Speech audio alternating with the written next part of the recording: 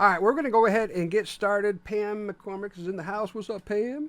Let's see. I think Sandra is still. I don't know if she's still with us or not.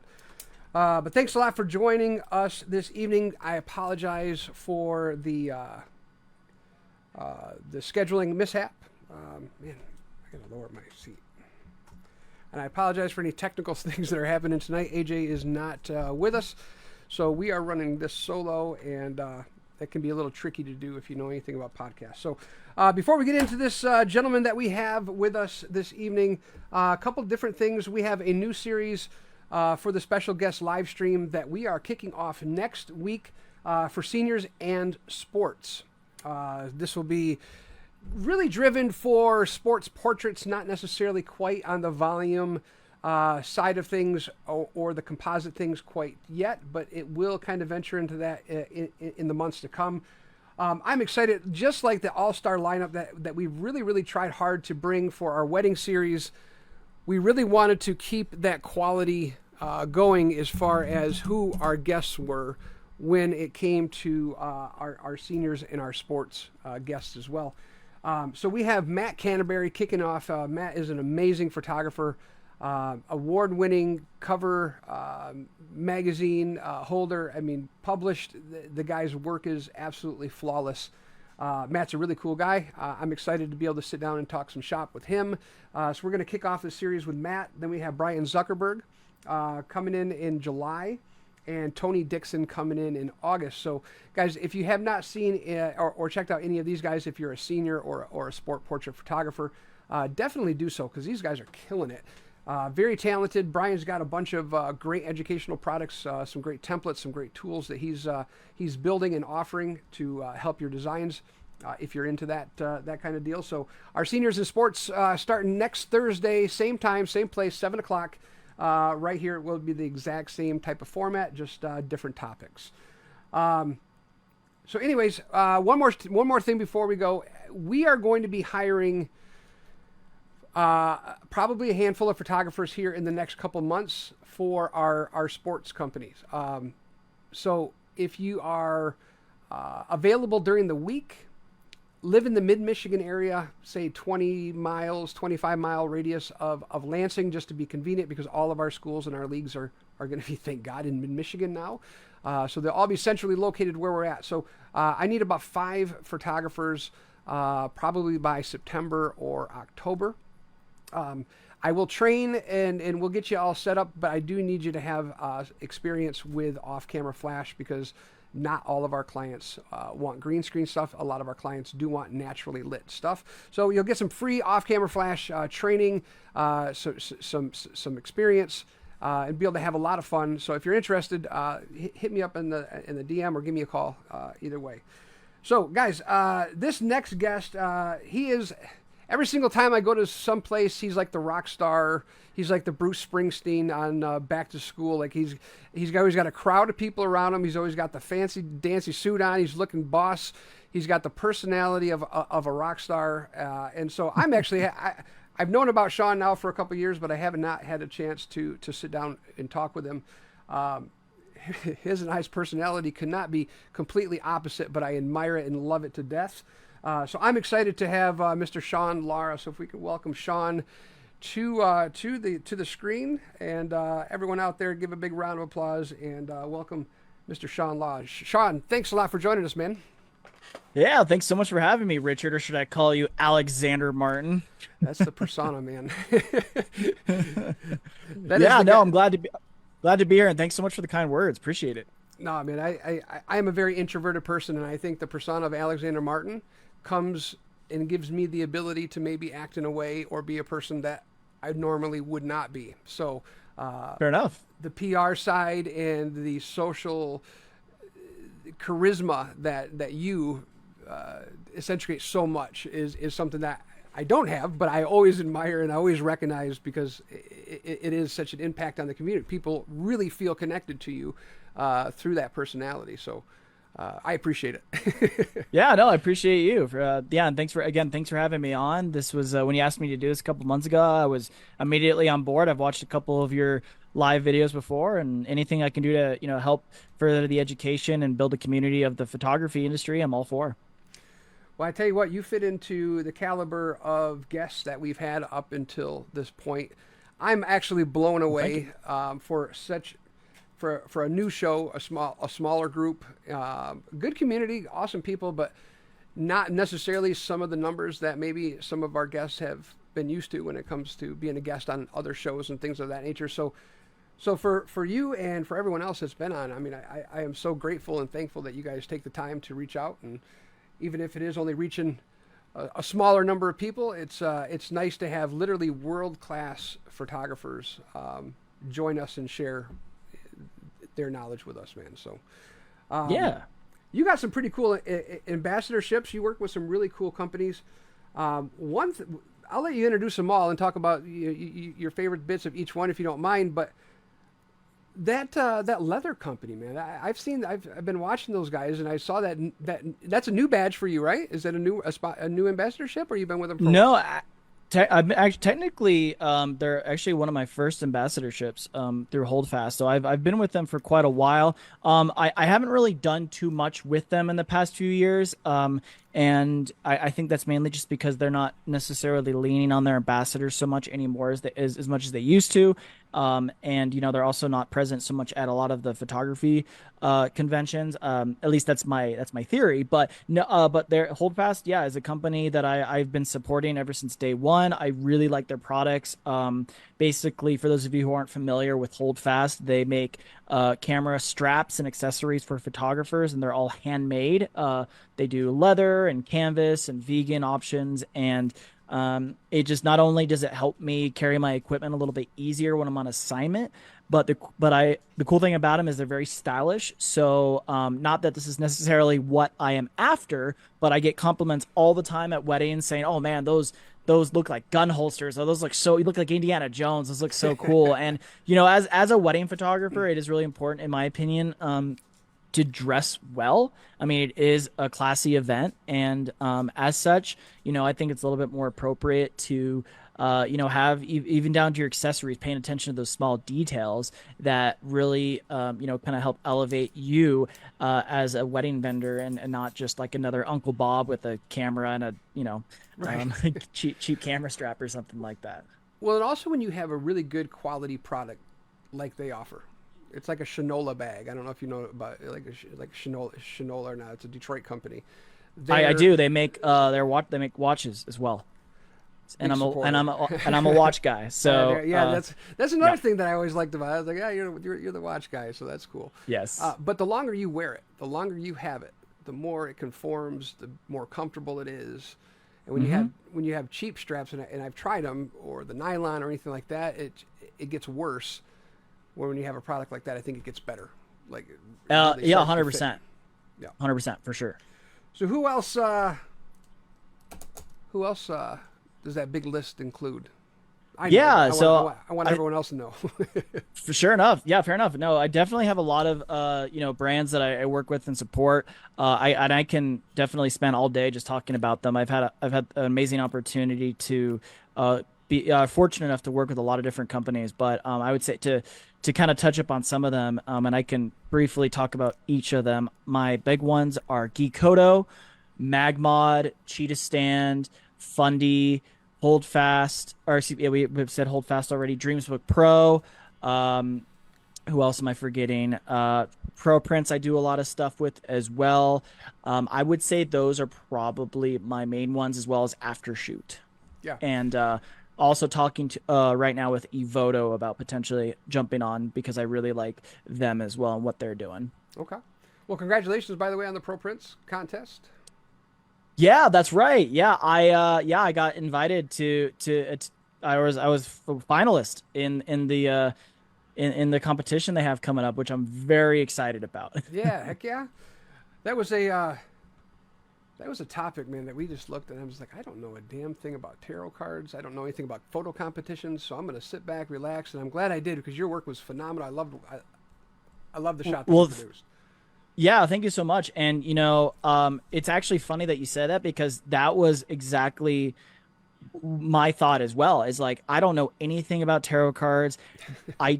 This is way out of my wheelhouse as far as the style that they're looking for. And I almost actually, because of that, I almost didn't apply. Yeah. or I almost didn't enter. And I also had a lot of stuff going on when they announced the contest. Like I was out of town. I was, across the country traveling. And long story short, I decided, you know what, I'm going to challenge myself a little bit. I'm going to put some thought, I'm going to put some effort into this.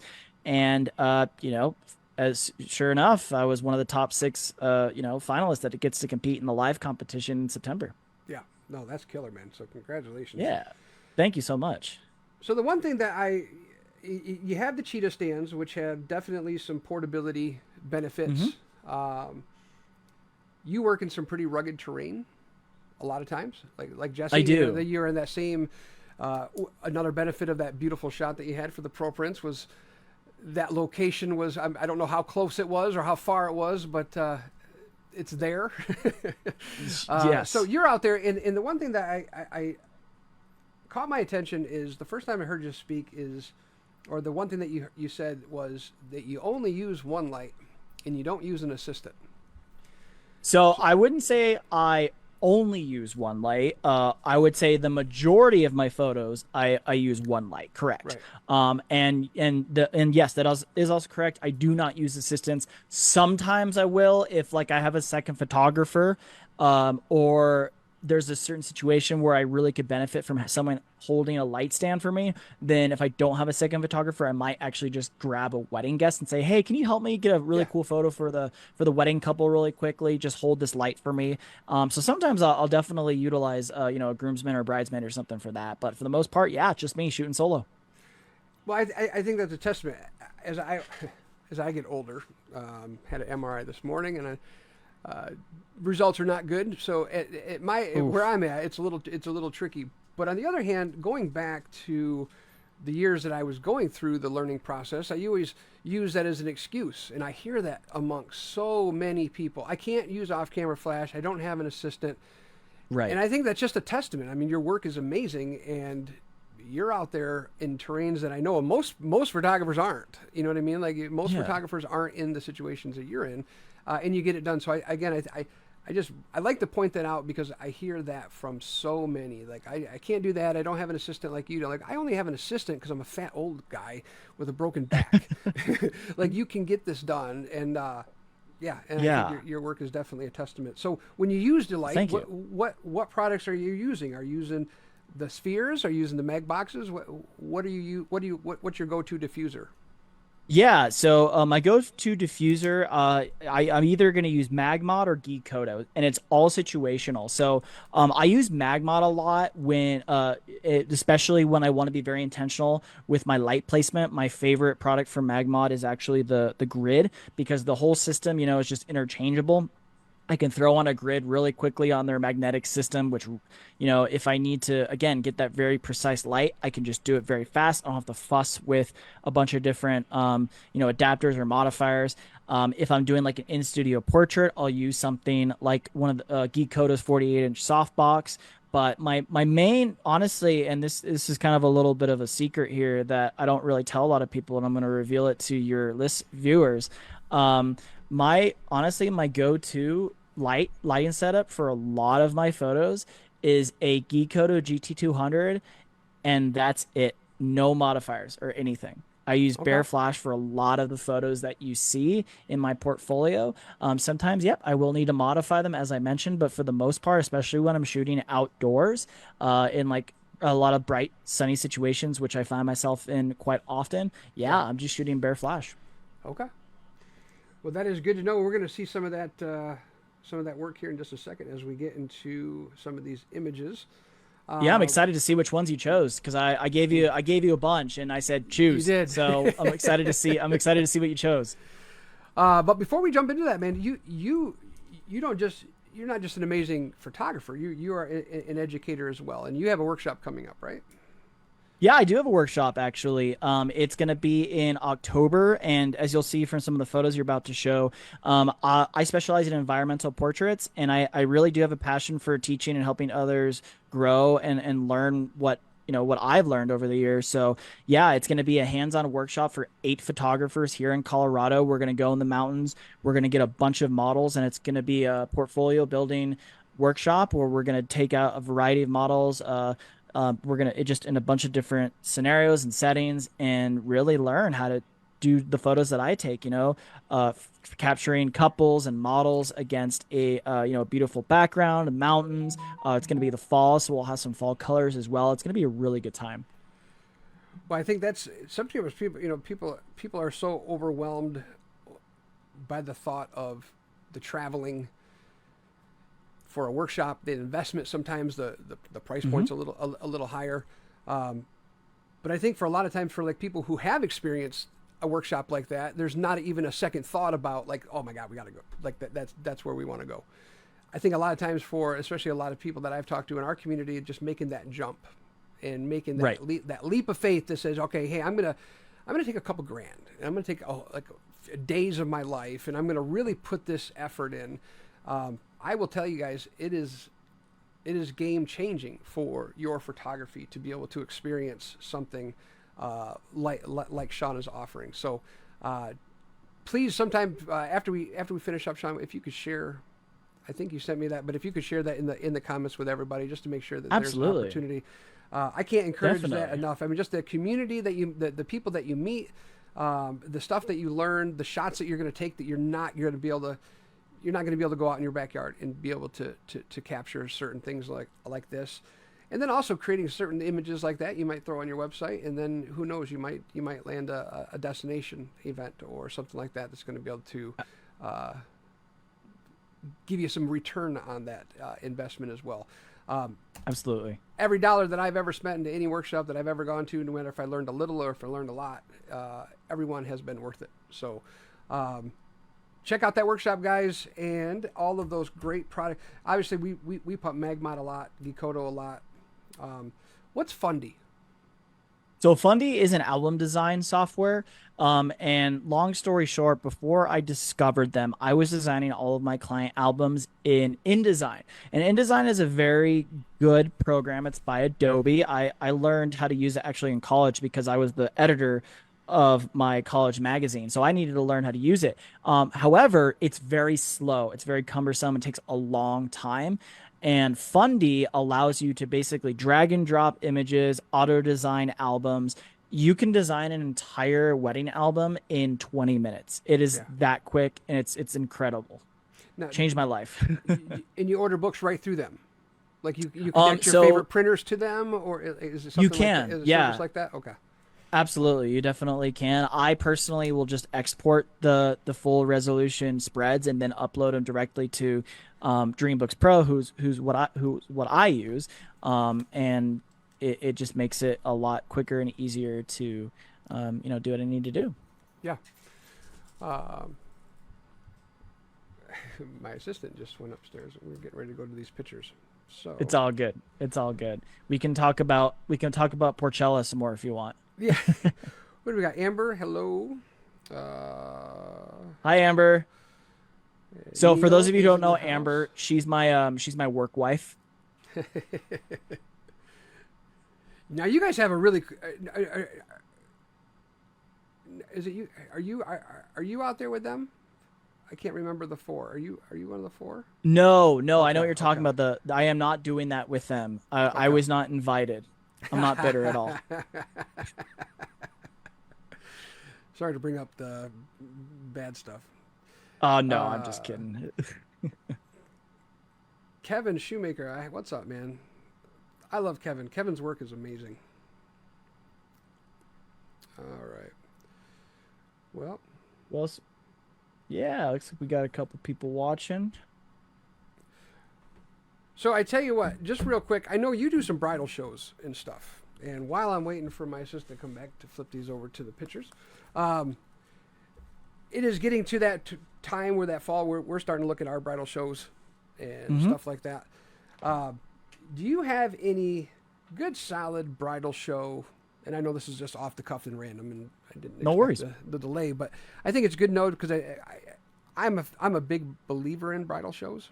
Like I like connecting with people. I do best. My salesmanship is definitely way better if I can get people in front of me and shake their hands. And I think bridal shows do that. So I'm excited to see that you were out there in the trenches, doing those bridal shows as well. But maybe in a different market, just a different insight, a different perspective.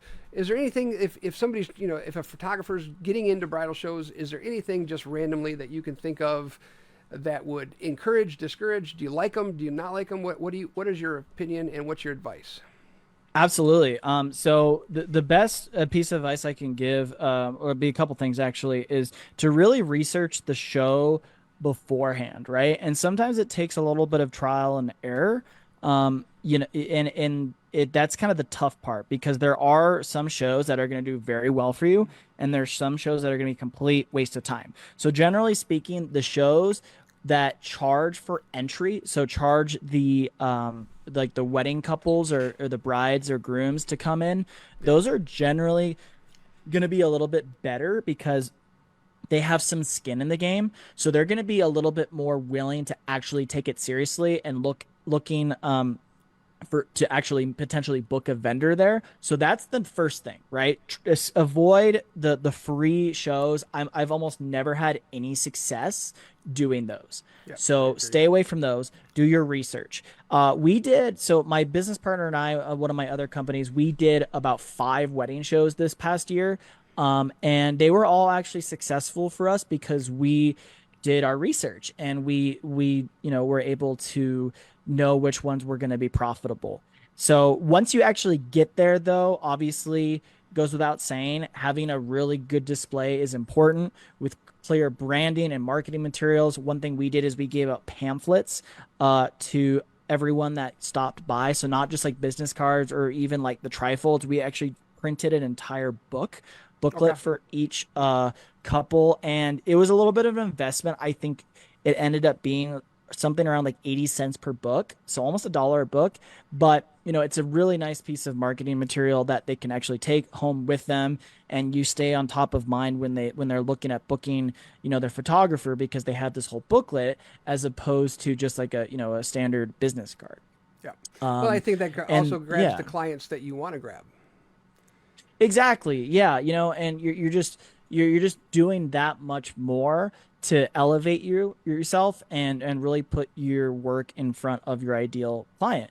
And then it's one other thing too you have to do is really try to figure out how to manage your time at the show, because sometimes you'll get like a rush of like 6 different brides at once and you'll have a line. So you need to know which which clients are maybe serious and which ones are just kind of like tire kicking, so to speak. So the first question I always ask is, hey, like are you looking for a photographer? And sometimes they'll say, oh no, we're just trying to get ideas, right? And then when that immediately tells me, okay, not worth my time, I'll politely say, okay, cool, thanks for stopping by, please feel free to look at our albums. That way it allows me to move on to another potential client that may be a little bit more serious.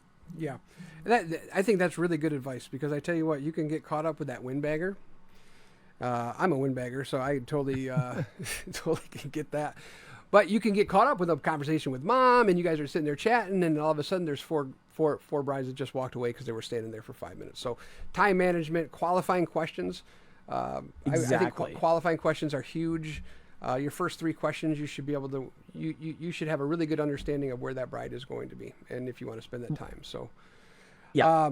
Well, cool, man. I'm excited. I do got some amazing images that I've just absolutely fell in love with. So I did pick my favorites, and we'll Let's go see ahead it. and flip on over here. Okay, cool. I like this one. And good. Are you? I can see it, but I'm still big in the screen though. So Yeah. like there's my photo and then me, and I'm not that attractive. So babe, so you did number 4 and then hit Rick.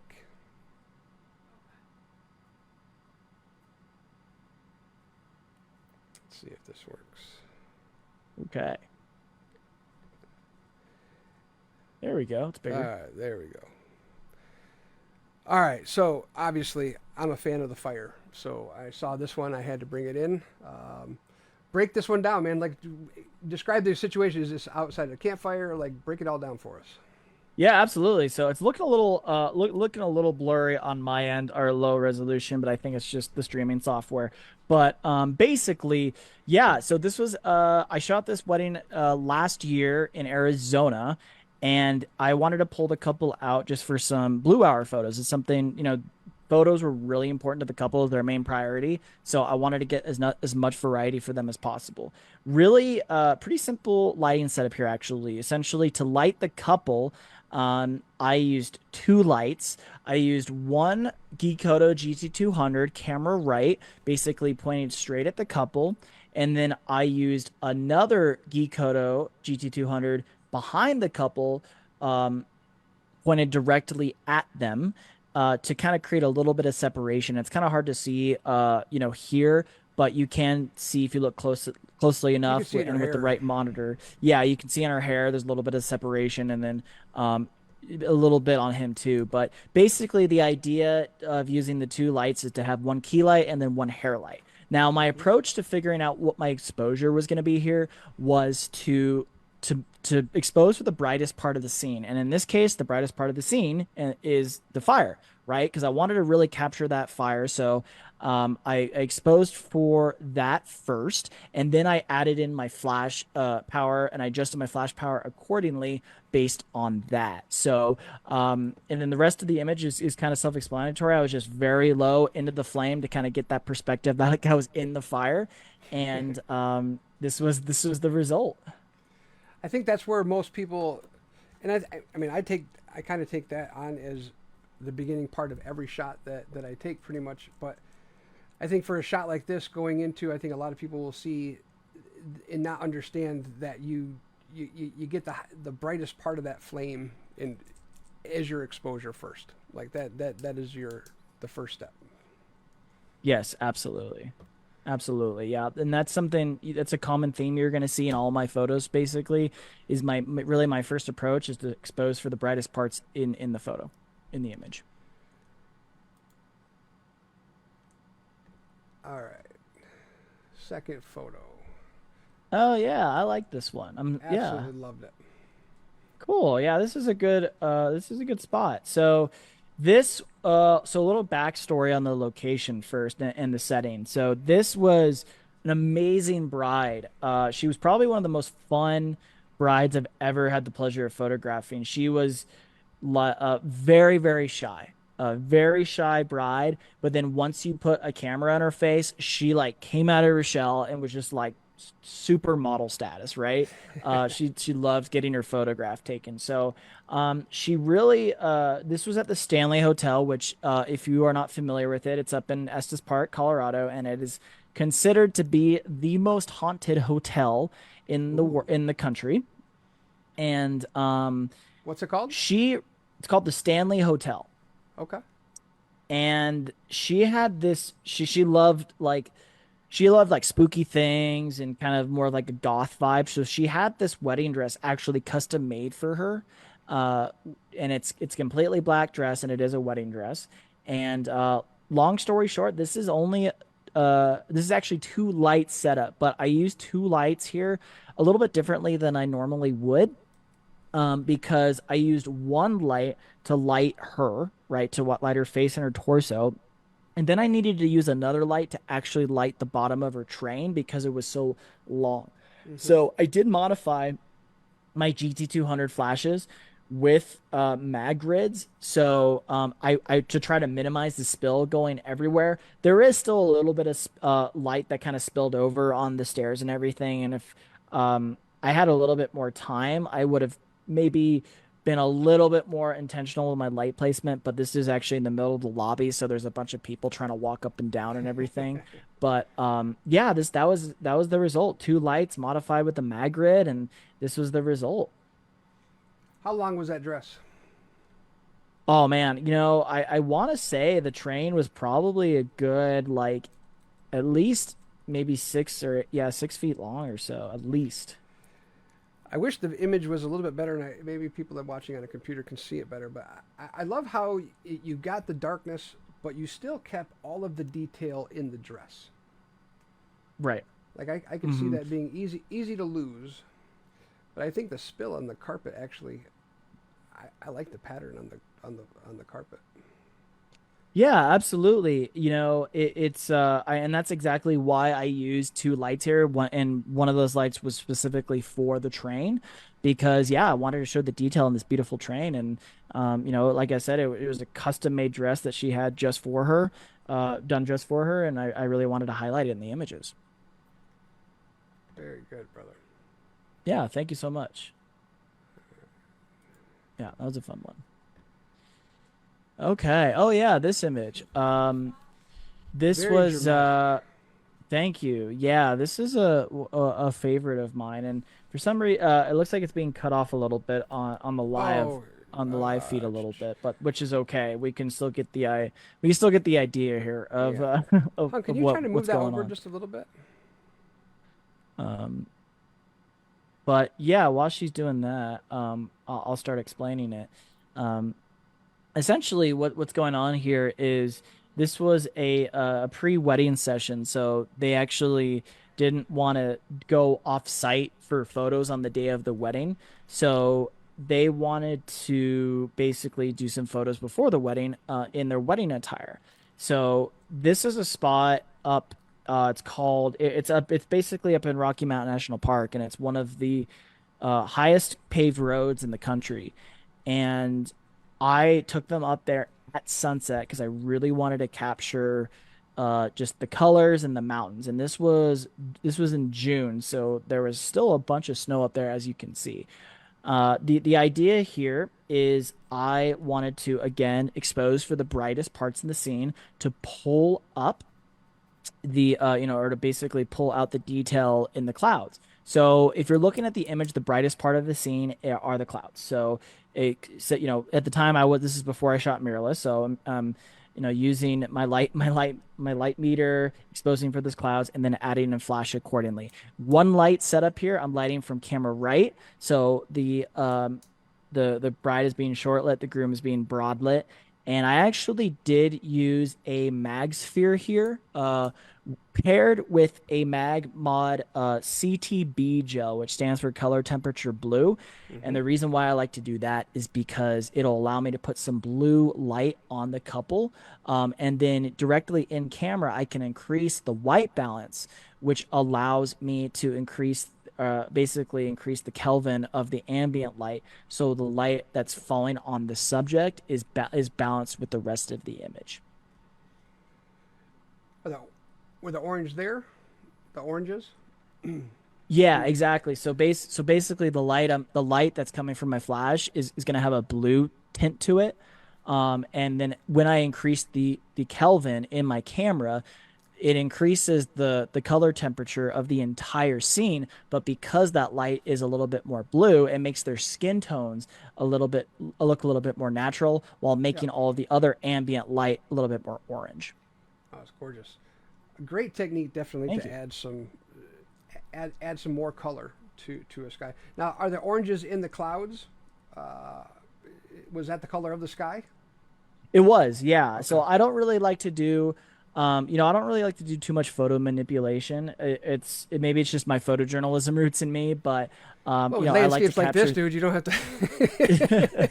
Yeah, like I don't do sky swaps. I'm very against sky swaps Yeah, I'm with you. and intense photo manipulation. The only thing I do is by increasing that Kelvin a little bit, it does make the sky just a little bit more orange than it would naturally appear to the naked eye, but Yeah, not by that much. It's really just kind of allowing it to pop more on the final product and on camera. I love the casting of the orange on the mountains. Like like Yeah, it you was can see the incredible, gradients. just that light. Yeah, just reflecting off the clouds, right into that snow. Pretty incredible scene. Now, how long a drive was it to get up here? So this spot from Estes Park is probably about, I want to say about 45-minute drive, maybe. It depends on how fast you drive and how much traffic there is, but it's a pretty dangerous road. You really got to be paying attention because it's very narrow. It can be snowy up there. It's very windy. So you do have to be, a little bit more attentive, but it's nothing, super crazy. See if I can help that out a little bit. There we go. little bit better. Cool. That is absolute. It's good. I don't want to take it out too much. Yeah, There we go. I wanted everyone to be able to see that couple. I mean, that is just the color range in the blues and the orange are just absolutely gorgeous to me. Obviously, blue and orange go perfect together when you're mixing colors, but to see that in an environmental way and see those clouds mixed with the color correction is very, very dynamic. Yeah. So Absolutely. Thank you. That dynamic colors is what really captivated me with that image. This Right one, on. this one is absolutely. I love the textures of the environment with this. Yeah, yeah, no. This was a very, very fun photo shoot. I really enjoyed doing this. This was in Antelope Canyon, which is located in Page, Arizona. And really, this was kind of this was at the time, this was a place I had been wanting to take photos at for years. And, this couple, they approached me and said, "Hey, we'll do photos anywhere in the country that you want to take us to. We're just looking for something really unique, really different." So I had this idea for this photo for years. And my thought here is, and as you can see, the light is coming from the top of the canyon. So I wanted them to look up like it was the light from the top of the canyon that was actually lighting them, but in all reality, I should say, it was a mag sphere mag grid combo with a flash, directly in front of them. And I did have it just barely in the frame, so I removed the light in post, but that was basically it. Just one light exposed for the brightest parts in the scene, which in this case is kind of the light, that red light you see in the top of the image. Yeah. And boom, that was it. Now, is that the red color that's coming through that light, is that natural from the rock? That is natural, Yeah, yes. that's absolutely beautiful. Yeah, if you've never been to Antelope Canyon, I highly recommend doing a trip out there. It is one of the most unique, in my opinion, one of the most unique natural phenomenons I've ever experienced. It is incredible. I would think. I'm trying to think. I've seen. I wonder if it was Jesse that had a similar photo. Would he have? Where's this at? Where's this place at? This is Antelope Canyon in Page, Arizona. In Arizona. Okay. Mm-hmm. And she went out there in the formal wear. She did. She Yep, did? she sure did. Yeah. I wasn't sure if she hiked it out there and then slid around the corner and put the dress on after she got out there, or if she actually if she hoofed it out. Yeah, no, she hoofed it. I mean, there's not a ton of hiking involved, honestly. It's pretty popular tourist destination. So they'll take you out. They'll literally take you to the entrance of the canyon in a truck, right? Okay, nice. And then they'll basically just dump you at right at the entrance, and then you walk through the canyons, which is not very long, and that's it. So there's really not too much physical activity involved. Something I have questions and debates, and I don't know either way, but I saw it, so I wanted to ask a question because I've had this conversation before. Mm-hmm. You left the shadow from the flash, like of them on the floor. Mm-hmm. What are your thoughts on that? I kind of go back and forth a little bit on this, but honestly, I always try to leave. If I'm not going to leave the shadow, or if I'm, if basically there has to be a shadow, right? Because it has to look natural, and light is gonna always cast, unless it's really, really, really soft light. Light's always gonna cast a shadow. So if you don't have the shadow there, then it's gonna look it's not gonna look believable. They're gonna look copied and pasted into place. So in my opinion, there always needs to be a shadow. The challenge as photographers and especially as off-camera flash photographers is mitigating those shadows and making them not super distracting. So in this particular scene, it didn't really bother me too much because there already is so much contrast and already so much shadows in the surrounding rocks. So I left it there, but sometimes I might lessen the shadows a little bit if I do find it really distracting. Soften them up, yeah. Yeah. I use just like a little So like a little Gaussian blur brush on around the edges sometimes, just to yeah, soften that ab- contrast. absolutely. And I I don't was, know. but I was always I'm The, always torn too. Like I don't know. I look at it, I take it out, I put it back, I take it out, I put it back, and it's just something. So I appreciate the opinion. yeah, absolutely. All right, what we got? Let's see. Super cool. Let me move this back here real quick. Yeah, this was a recent. Yeah, this was a recent photo shoot. This was just this past winter.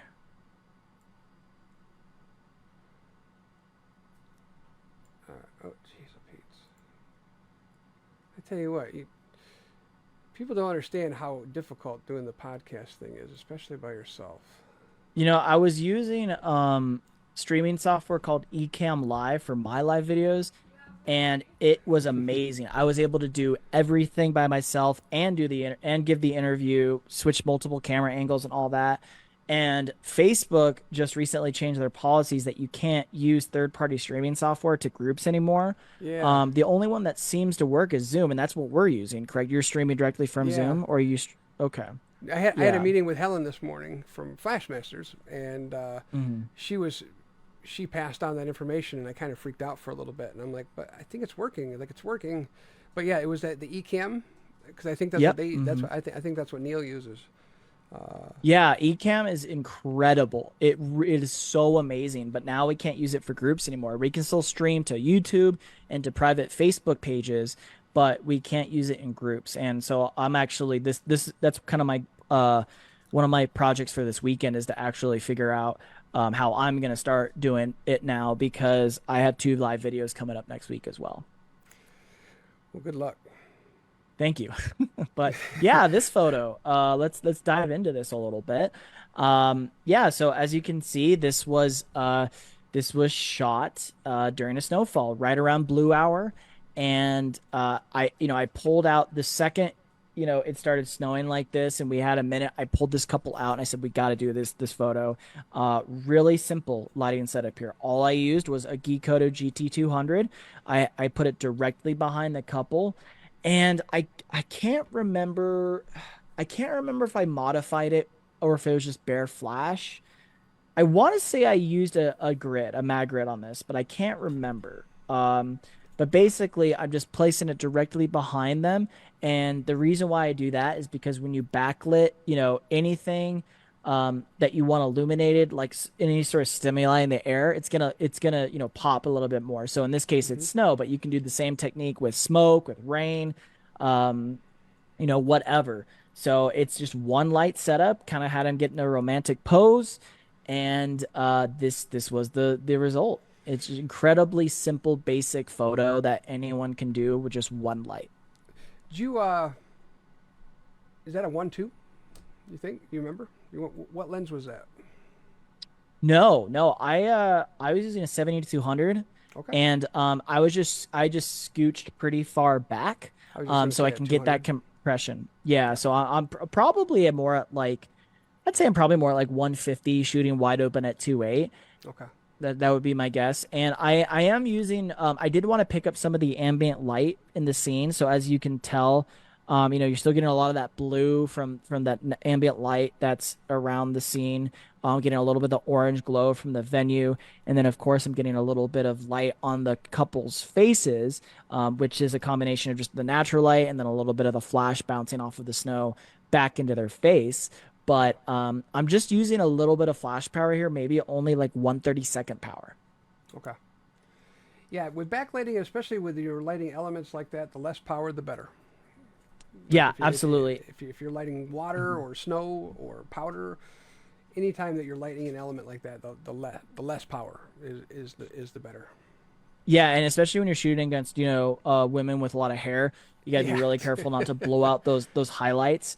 Even here, I'm definitely borderline blowing out those highlights a little bit. So like if I could go back in time, I'd probably decrease the power even more on the flash. But Yeah. it's still a very effective image. It's still very nice. That's so hard in Taylor's the moment. asking.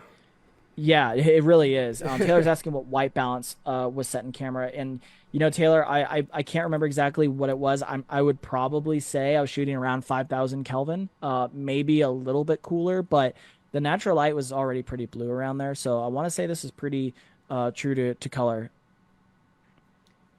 I think the environment of the blue hour and the snow really encompass that Exactly. blue. Yep. Yep, exactly. My goal is to, when I'm doing a lot of my environmental portraits, is basically to just capture as much of the natural beauty as possible, and then use light to help increase the scene or increase the creativity of the image. What are oh shoot. Oh, you're good. What are the tools in your bag, brother? You're still a Nikon guy, or you went to the dark side as well? Nope. I'm Team Nikon. I've been Team Nikon since day one. I've never switched. For a brief moment of insanity, I was considering switching over to Fuji medium format, Okay. and I couldn't get down with the investment. But no, I've been Team Nikon the whole time. They've been great. Uh, it's so I've just been using two bodies. I've been using the Z9 and the Z8. Have been my two main full frame mirrorless bodies, and then I use a 70 to 200 as my pretty much captures like almost 65-70% of my images, and then I Hmm. use a really wide lens as well for everything else. I use a 14 to 30, or a lot of people use a 16 to 35. And those are my two most used lenses. Sometimes if I'm doing a lot more controlled portraits or shooting a lot more natural light, I'll switch to an 85. Um, but really, those are the two setups I use all day, and then of course a variety of geek photo flashes as well. So you use a lot of the GT200s. Any other of the Gikoto products that you've tried out that you like? Yeah, absolutely. So I use I mainly use the GT200s, but I've used their GTR, which is essentially a traditional speed light. I've used their NLX series, which is a little bit more power. Um, and I've used their little lightsabers. They're the LS, hot lights. LED Yeah. lights are really nice. But mainly the GT200. Yeah, most of the photos I use just because they're so powerful and so compact for what you get. Yeah. I blow. There's a lot of like sports photographers that stuff that will are just blown away that I use 5 GT200s. The battery will shoot 700 players Yeah. without failing whatsoever. And those 200s, in most cases, they do perform well enough in the brighter light. But those, was it the 250 and the 280 that they have? I would definitely. So yeah, right. Yeah, Geekoto has the 200, and then they have a 250 as well. Yeah. Well, brother, I tell you what, I appreciate your time. Is there anybody that has any questions is tuning in? I know Taylor's been asking a couple, but before we kind of wrap things up here, and is there any questions that anybody has for Sean? Yeah, anything you guys want to know, camera equipment, hair care tips, DJ, track IDs, whatever you need from me. I'm available to answer them for you. I thought Esteban was the only one with hair care tips. Yeah, no, he's definitely got his hair on point. He's got his hair on point for sure. Well, brother, I tell you what, make sure you drop that stuff for your workshop coming up. And again, if you're watching this at a later time, I can't tell you if you're on the fence about investing into education, and the local ones are just maybe you've attended a bunch of them and you want to really step up your game. Sean's workshop is going to be one that you want to check out. So lots of cool stuff coming in the weeks to come from us. We got our new senior and sports series starting next week with Mr. Matt Canterbury. So, Sean, Lara, thank you so much, man. I appreciate your time. I really do. I Yeah, appreciate you joining us and absolutely. sharing these images with us, and I know everyone else is grateful as well. So everyone, go ahead and sign off, and again, don't forget about the Sports and Seniors section coming up next week. Join Flashmasters, buy a Smoke Ninja join and follow Sean Lara's socials everywhere that he's at. Be there. So thanks a lot, everyone, for joining in. Sean, great seeing you, brother, and we hope to talk to you again soon. Absolutely. And then just want to let all of you know to stay classy, stay sassy, and be dope nasty. You the man, homie. All right, guys, thanks a lot for tuning in. We'll see you next time, and we appreciate you guys joining us this evening. So take care and have a good night. Thanks, guys.